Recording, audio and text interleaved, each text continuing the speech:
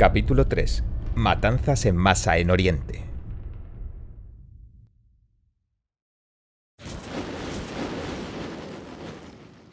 Ha pasado un siglo desde que el Partido Comunista tomó el poder en la Unión Soviética. Según registros compilados por el Congreso estadounidense, los regímenes comunistas provocaron la muerte de al menos 100 millones de personas. El libro negro del comunismo detalla esta historia de matanzas. Con documentos desclasificados por gobiernos de países de la ex Unión Soviética y Europa del Este, y registros oficiales de víctimas de campañas políticas comunistas en China y Corea del Norte, la gente pudo ver claramente que el Partido Comunista es adicto al asesinato. El totalitarismo comunista suele ser comparado con el de los nazis. Aunque hay muchos paralelismos, hay una distinción crucial que muchos pasan por alto. Los nazis trataron de eliminar al pueblo judío, pero el objetivo del comunismo supera la muerte física. Los creyentes no consideran que la muerte física sea la verdadera muerte, porque o bien el alma se va al cielo, o bien vuelve a nacer en el ciclo de la reencarnación. El Partido Comunista usa la matanza como un instrumento para sembrar el terror en la mente de las personas, y así los obliga a aceptar su perversa ideología. Si la moralidad se destruye, las almas de la gente quedarán condenadas a la perdición. El Partido Comunista intenta destruir no solo el cuerpo físico del hombre, sino también su alma. Una característica más del Partido Comunista es la intensidad con la que realiza purgas internas, eligiendo al más cruel como su líder. Resulta difícil para muchos entender la lógica de la barbarie que el Partido Comunista inflige a sus propios miembros, como los que se convirtieron en sus víctimas solo por no seguir al partido en alguna cuestión específica, aunque siguieran siendo totalmente leales al partido y a sus líderes. Una razón es que el Partido Comunista, mientras se rebela contra lo divino y la humanidad, alberga el miedo instintivo de que su final podría estar cerca. Para fortalecerse, el partido necesita reclutar personas que desprecien el bien y el mal. Gente sin moral. Estas personas emergen durante las matanzas masivas y su ascenso a los puestos de liderazgo facilitan que el espectro del comunismo mantenga su tiranía terrenal. En 1989 purgaron a los cuadros del Partido Comunista Chino, PCC, que se negaron a participar en la masacre de la plaza de Tiananmen del 4 de junio. Jiang Zemin, que demostró su crueldad durante los acontecimientos, fue ascendido al líder del PCC.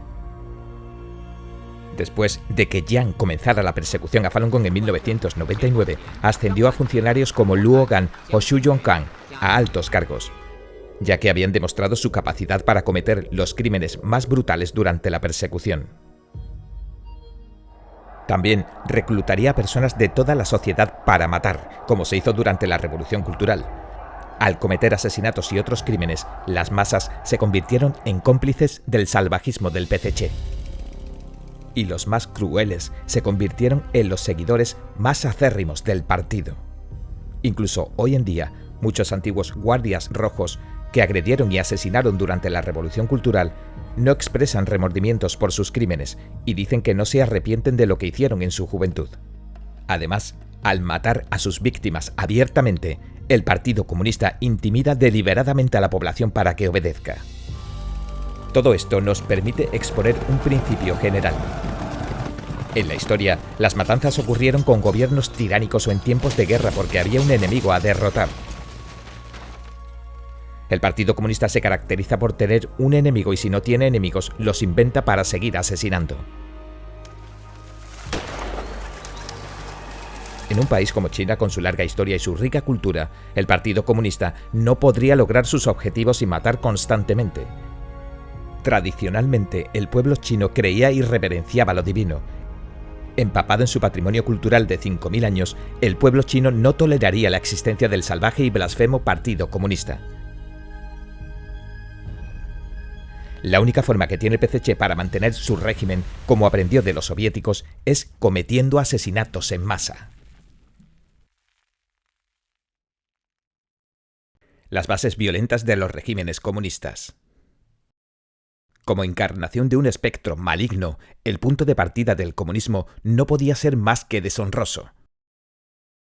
Después de que Karl Marx proclamara que un espectro está acechando a Europa, el espectro del comunismo, bandidos y rufianes establecieron la Comuna de París y devastaron la capital francesa y sus incomparables obras de arte y cultura. En Rusia, el Partido Comunista de la Unión Soviética y en China, el PCC, tomaron el poder con despreciables actos de conspiración y derramamientos de sangre. A. El ascenso de los comunistas soviéticos. En febrero de 1917, la escasez de alimentos y el deterioro de las condiciones de trabajo hizo que los obreros industriales rusos iniciaran una huelga. Cuando la convulsión se extendió por todo el país, el zar Nicolás II renunció al trono y se estableció el gobierno provisional de Rusia. Al enterarse de estos eventos, Vladimir Lenin regresó inmediatamente a Rusia desde su exilio en Suiza. En aquel momento se libraba la Primera Guerra Mundial.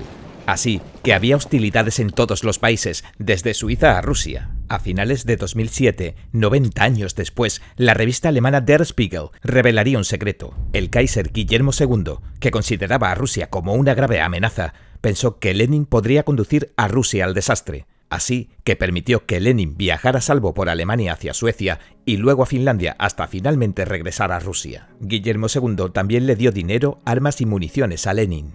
A finales de 1917, Lenin había recibido 26 millones de marcos de Alemania. Winston Churchill dijo esto sobre el rol de Alemania en la vuelta de Lenin. Usaron el arma más letal de Rusia. Enviaron a Lenin de vuelta en un camión bien sellado como si enviaran a Rusia una especie de virus. Lenin realizó un golpe de Estado el 7 de noviembre de 1917 o el 25 de octubre, según el calendario juliano tradicional. Con la Revolución de Octubre, Lenin derrocó el gobierno provisional y estableció el primer régimen comunista del mundo. Pero en las elecciones para la Asamblea Constituyente rusa, el Partido de los Revolucionarios Socialistas obtuvo la mayoría de los votos, superando al partido bolchevique de Lenin, que controlaba la administración del gobierno. De un electorado de 44,4 millones de personas, el 40% votó por los revolucionarios socialistas y los bolcheviques perdieron por un margen del 20%. Después de este revés, en la reunión de la Asamblea Constituyente rusa el 5 de enero de 1918, Lenin rompió sus promesas y declaró a la Asamblea Constituyente como enemiga del pueblo. Ya preparados para declarar la ley marcial, el día de la reunión de la Asamblea en la capital rusa de Petrogrado, los bolcheviques movilizaron tropas y disolvieron la Asamblea Constituyente por la fuerza, destruyendo el proceso democrático en Rusia. La Revolución de Octubre y la posterior toma de poder leninista fueron el origen de todos los movimientos comunistas violentos que surgieron en el siglo XX en todo el mundo. Desencadenó un auge internacional del comunismo e incontables catástrofes sobrevinieron. B. El Partido Comunista Chino toma el poder. Una vez que se estableció la Unión Soviética, exportó la revolución a China aprovechando el hecho de que la República de China se había unido a la Tercera Internacional Comunista o Comintern. Los bolcheviques enviaron a Grigori Voitinsky a China para establecer una organización comunista local. Luego enviarían a Mikhail Borodin a armar una alianza entre el Partido Nacionalista Chino, Kuomintang, y la Unión Soviética. Estos planes permitieron al joven Partido Comunista Chino crecer rápidamente subvirtiendo al Kuomintang. En la Segunda Guerra Mundial, durante los 8 años que el Kuomintang libró una guerra contra el ejército invasor japonés, el PCC se valió del conflicto para expandir sus fuerzas. Cuando los japoneses invadieron China, el Kuomintang estaba a punto de derrotar a los rebeldes comunistas, pero más tarde, cuando China logró vencer a Japón, las fuerzas comunistas contaban con 1.320.000 soldados y una milicia de 2.600.000 personas. Tras la rendición de Japón, el PCC usó la excusa de las conversaciones de paz con el Kuomintang para expandir aún más sus fuerzas de forma encubierta. Mientras tanto, en el ámbito diplomático, el PCC logró que Estados Unidos y la Unión Soviética abandonaran las políticas que apoyaban a los nacionalistas. En 1949, el PCC finalmente derrotó a las fuerzas del gobierno del Kuomintang y fundó el régimen comunista totalitario más malvado de la Tierra. En este punto culminante, el movimiento comunista mundial controlaba 1/3 de la humanidad y de la superficie terrestre del mundo, ya que abarcaba Rusia y China, las naciones más grandes del mundo por tamaño y población. Los gobiernos comunistas se propagaron por grandes franjas de Europa y Asia, y muchos países de África, América del Sur y el sudeste asiático se convirtieron en satélites o aliados de los partidos comunistas de Rusia y China. Millones de personas dieron sus vidas luchando en la Segunda Guerra Mundial. Sin embargo, el resultado inesperado fue la rápida expansión del comunismo totalitario. 2. La matanza de la clase trabajadora. Desde las teorías de Marx a la retórica de los regímenes comunistas totalitarios, todos hablan de depender de los obreros y campesinos proletarios y de la promesa de representar sus intereses, pero en la práctica fue la clase trabajadora la que sufrió los mayores abusos en los sistemas comunistas. A. La represión de los trabajadores y campesinos soviéticos. En 1918, después de que Lenin disolviera ilegalmente la Asamblea Constituyente, los trabajadores fueron los primeros en resistirse a la dictadura comunista. En protesta por la disolución de la Asamblea, decenas de miles de trabajadores de Petrogrado y Moscú hicieron marchas y manifestaciones. Los soldados bolcheviques los reprimieron con fuerza letal disparando a los manifestantes y llenando las calles de Petrogrado y Moscú con la sangre de los trabajadores. El mayor sindicato del país, el Sindicato de Ferroviarios de toda Rusia, anunció una huelga para protestar por el golpe bolchevique y obtuvo un gran apoyo de varias organizaciones obreras. Al igual que con los trabajadores de Petrogrado y Moscú, el Partido Comunista acabó con los huelguistas con sus fuerzas armadas y los ferroviarios, entre otros sindicatos independientes, fueron prohibidos. Las organizaciones obreras que quedaron cayeron gradualmente bajo el control del Partido Comunista de la Unión Soviética. En la primavera de 1919, obreros hambrientos en toda Rusia se declararon en huelga varias veces para exigir las mismas raciones que los soldados del Ejército Rojo, el derecho a la libre expresión, elecciones democráticas y la abolición de los privilegios políticos que tenían los comunistas. La policía secreta, la checa, se encargó de todos estos movimientos encarcelando o disparando a los huelguistas. En el verano de 1918, Rusia sufrió una escasez masiva de alimentos debido a la guerra civil. En junio, con el país al borde de la hambruna, Lenin envió a Joseph Stalin a Tsaritsyn para incautar granos de la cuenca del Volga, el granero de la agricultura rusa. La tiranía del Partido Comunista provocó la resistencia de los campesinos. En agosto de 1918, los campesinos de la región de Penza se alzaron en una revuelta armada. El conflicto se extendió rápidamente a las regiones cercanas. El Partido Comunista envió tropas para reprimir las revueltas y Lenin envió un telegrama a los bolcheviques de Penza. Esta es la traducción del historiador británico Robert Service del telegrama ruso original. Ahórquenlos y asegúrense de que el ahorcamiento ocurra a la vista del pueblo, que no sean menos de 100 terratenientes conocidos, hombres ricos, chupasangres. Publiquen sus nombres, quítenles todos los granos, designen rehenes según el telegrama de ayer. Háganlo de tal manera que en cientos de kilómetros a la redonda la gente pueda verlo, saberlo, temblar, gritar. Antes de la Revolución de Octubre, Tambov era una de las provincias más ricas de Rusia. Con el fin de confiscar los granos, la Unión Soviética organizó muchos equipos de confiscación de granos y los envió a la región.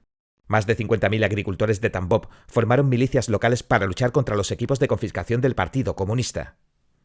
En junio de 1921, con el fin de reprimir la rebelión de Tambov, el régimen soviético sugirió que el comandante Mikhail Tukhachovsky luchara contra los rebeldes con gas venenoso. El hecho de que Tukhachovsky usara armas químicas se sumó a los incendios que ardían en toda la región para dejar gran parte de Tambov completamente desolada. Se estima que 100.000 campesinos de Tambov que participaron en la resistencia y sus familiares fueron encarcelados o exiliados. Unas 15.000 personas murieron durante la rebelión. Las vastas matanzas de la Unión Soviética se tomarían como el modelo para las posteriores persecuciones a obreros y campesinos del Partido Comunista de China. B. Siguiendo el modelo soviético. China tiene una amplia y profunda cultura con una historia de 5.000 años. Su gente tradicionalmente adoraba a los dioses y reverenciaba a lo divino. El espectro del comunismo, incapaz de sobreponerse por medio de sus conspiraciones a 5.000 años de tradición, usó la violencia sistemática para asfixiar a la cultura tradicional china. El Partido Comunista Chino PCC apuntó a las élites de la sociedad, que eran los depositarios de la cultura tradicional, destruyó los elementos físicos de la civilización china y cortó las conexiones entre el pueblo chino y sus dioses. El patrimonio tradicional de China se reemplazó por la cultura del partido, que se propagó entre los sobrevivientes de las matanzas masivas del PCC, convirtiendo a los jóvenes en traicioneros cachorros de lobo que pasan a ser peones del espectro en su constante destrucción de la humanidad. Inmediatamente después de tomar el poder, el PCC comenzó a inventarse enemigos. Comenzó asesinando a las élites. En el campo masacró a terratenientes y a la nobleza. En las ciudades mató a empresarios generando una atmósfera de terror, saqueando la riqueza de la sociedad civil. Para incitar a los campesinos a asesinar a terratenientes y granjeros ricos y apoyar el nuevo régimen comunista, el PCC implementó una reforma agraria con la que prometió a los campesinos que poseerían su propia tierra. Pero después de asesinar a los terratenientes, el PCC dijo que la tierra se entregaría a los campesinos en forma de cooperativas. En la práctica, esto significó que la tierra no pertenecería a los campesinos. En marzo de 1950, el PCC emitió la Directiva sobre la estricta represión de elementos contrarrevolucionarios, conocida como la Campaña para reprimir a contrarrevolucionarios, que se centró en matar a terratenientes y campesinos ricos en el campo. El PCC anunciaría que a finales de 1952 más de 2,4 millones de contrarrevolucionarios habían sido eliminados. De hecho, más de 5 millones de personas, que representan casi el 1% de la población china total, habían sido asesinadas. Después de matar a los terratenientes y a los campesinos ricos del campo, el PCC lanzó las campañas de los 3 anti y los 5 anti para masacrar a los ricos de las ciudades. Tan solo en Shanghái, 876 personas se suicidaron a causa del movimiento entre enero y abril de 1951, según estadísticas incompletas. Entre ellos, muchos capitalistas se suicidaron junto a todos sus familiares. Pero el PCC no se detendría tras el exterminio de terratenientes y capitalistas. También robó la riqueza de los campesinos, pequeños comerciantes y artesanos. Después de las matanzas masivas, la gran mayoría de la clase obrera seguía siendo pobre.